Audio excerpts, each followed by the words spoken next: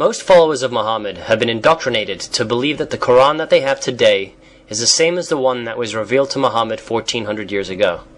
But the Samarqand and the Topkapi Qurans prove otherwise. What are the facts? We have shown in our chapters 18, 27, 29, 36, 46, 50, 54, 78, 90, and 94 the different occasions and stories as documented by the followers of Muhammad regarding missing, abrogated, abrogating, and interloped verses in the Quran. This chapter reveals another aspect of these differences that completely negate the Muhammadan assertions that the Quran that we have today is the same as that allegedly revealed to Muhammad 1400 years ago. Our listeners must be aware by now that irrespective of the enormous number of references that we recite and are available to all in the world to read, the followers of Muhammad have absolutely no choice but to refute reality, facts, and documentary evidence, although all of these are the product of Muhammadan Muslim records. The reason is obvious and very simple, since to accept any of these records as fact renders the allegedly incorruptible Quran null and void. The believers have absolutely no option but to be in a permanent state of denial, denial, denial. According to Muhammadan sources themselves, it is estimated that there were at the very beginning of Islam about 26 versions of the Quran that belonged to the different companions of Muhammad. They existed long before the Quran was put in a canonized version by Uthman, who destroyed all the others. Among the most important ones that were destroyed were written by several of Muhammad's very close companions: Ibn Mas'ud, Ubay bin Kalb, Ali bin Abi Talib, Al-Ash'ari, and Al-Aswad. When Uthman bin Affan canonized the Medinan Codex, he ordered all of them burnt. Among the oldest Qur'ans in existence today are Samarqand Codex in the Tashkent Library in Uzbekistan and the Topkapi Codex in the Topkapi Museum in Istanbul, Turkey. Both are written in the Kufic script without diacritical marks. There are some 1,700 textual differences between them and the current versions of the Quran. It is extremely important to point out that almost all of these manuscripts and documents are neither dated nor do they have details of their place of origin, making it very difficult to pinpoint their time and source. Bukhari 6.468, narrated by Ibrahim. The companions of Abdullah bin Mas'ud came to Abi Darda. He asked them, "Who among you can recite the Quran as Abdullah recites it?" They replied, "All of us." He asked, "Who among you knows it by heart?" They pointed at Al-Qama. Then he asked Al-Qama, "How did you hear Abdullah bin Mas'ud reciting Surah Al-Layl, the night, number 92? Al-Qama recited, "By the male and the female." Abu ad-Darda said, "I testify that I heard the Prophet reciting it likewise, but these people want me to recite it as, and by him who created male and female. But by Allah, I will not follow them." The above hadith shows that the Muslims from different regions disagreed as to the way a particular verse should be read. Those who learned the Quran from Abdullah bin Mas'ud said Surah Al-Layl 92.1 as by the male and the female, while other Muslims said, and by him who created male and female.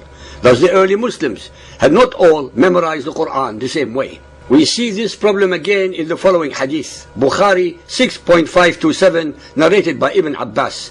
Umar said, "Ubay was the best of us in the recitation of the Quran, yet we leave some of what he recites." Ubay said, "I have taken it from the mouth of Allah's apostle and will not leave for anything whatsoever." But Allah said, "None of your revelations do we abrogate or cause to be forgotten, but we substitute something better or similar." Al-Baqarah 2.106. This hadith clearly shows that the companions of Muhammad disagreed over which verses were abrogated or removed. Here we see that Ubay continued to recite the Quran with verses that the other companions considered to have been abrogated. It is obvious that Ubay refused to accept that these verses had been abrogated, for he says, "I have taken it from the mouth of Allah's apostle and will not leave for anything whatsoever." The hadith then quotes Surah Al-Baqarah 2.106 to explain that this was an example of abrogation. The result, however, was that the companions recited the Quran differently, for Ubay continued to recite the abrogated verses. The above two hadiths record how Mas'ud and Ubay recited the Quran differently to other Muslims. We have already been informed that these two men were recommended by Muhammad as men worthy to learn the Quran from. However, since their collections of the Qurans were not the same, this caused problems for the Muslims who learned the Quran from them. The Muslim scholar Labib said records that the Syrians, we are told, contended with the Iraqis, the former following the reading of Ubay ibn Ka'b, the latter that of Abdullah bin Mas'ud, each accusing the other of unbelief. Some Muslim scholars like Labib Said and Ahmad von Denfer have claimed that the different collections of the Quran made by Ibn Mas'ud and Ubay and other companions were only intended for private use. However, the hadith quoted above show that the companion Ibn Mas'ud taught his version of the Quran to his students as did Ubay, and that in time these students were in conflict with each other. Muslim history and recent archaeological discoveries also support the conclusion that these collections were not for private use but for public use. We see how this problem was resolved in the next hadith, Bukhari 6.510, narrated by Anas bin Malik. Hudayfa bin al-Yaman came to Uthman at the time when the people of Sham and the people of Iraq were waging war to conquer Armenia and Azerbaijan. Hudayfa was afraid of them, the people of Sham and Iraq, differences in the recitation of the Quran. So he said to Uthman, "O chief of the believers, save this nation before they differ about the Quran." So Uthman sent a message to Hafsa saying, "Send us the manuscript of the Quran so that we may compile the Quranic materials in perfect copies and return the manuscripts to you." Hafsa sent it to Uthman. Uthman then ordered Zayd bin Thabit, Abdullah ibn Zubair, Sa'id bin al-As, and Abdul Rahman bin Harith bin Hisham to rewrite the manuscripts in perfect copies. They did so, and when they had written many copies, Uthman returned the original manuscript to Hafsa. Uthman sent to every Muslim province one copy of what they had copied and ordered that all the other Quranic materials, whether written in fragmentary manuscripts or whole copies, be burnt. The problem of having different versions of the Quran was resolved by summarily burning all 7 variations that Muhammad allowed, as well as the collections made by the other companions. Thus, thenceforth, all oral and written traditions would have to conform to Uthman's standardized version of the Quran.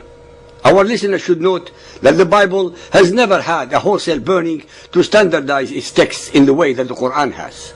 The next question that we need to ask is, did Uthman and his team do any editing or selecting when they made their versions of the Quran? The next hadith shows us that there was editing and selecting involved. Bukhari 8.817, narrated by Umar ibn Khattab.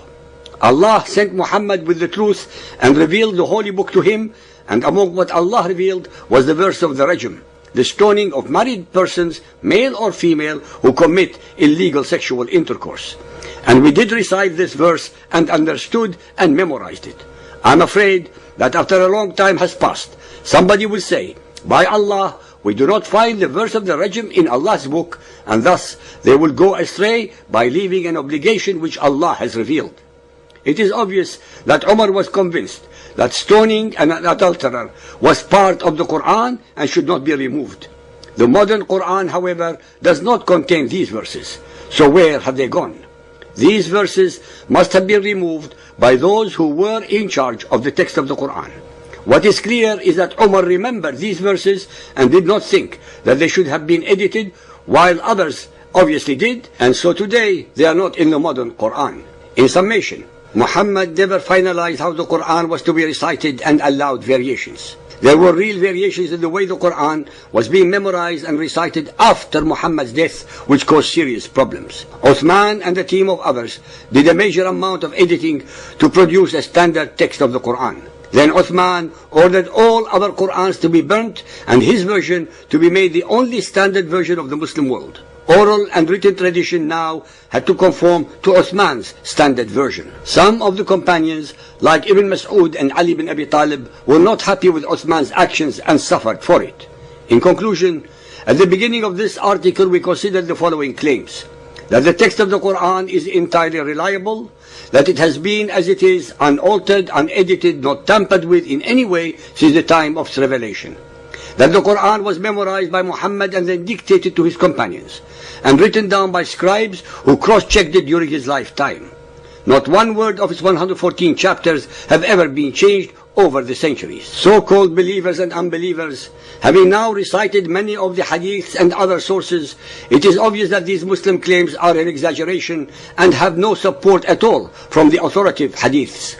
In fact, the hadiths record the exact opposite. They say that Muhammad never standardized the Quran and allowed variations, and that the early Muslims memorized the Quran differently. Then Uthman and a team of scholars edited and standardized one version of the Quran and had all the others burnt.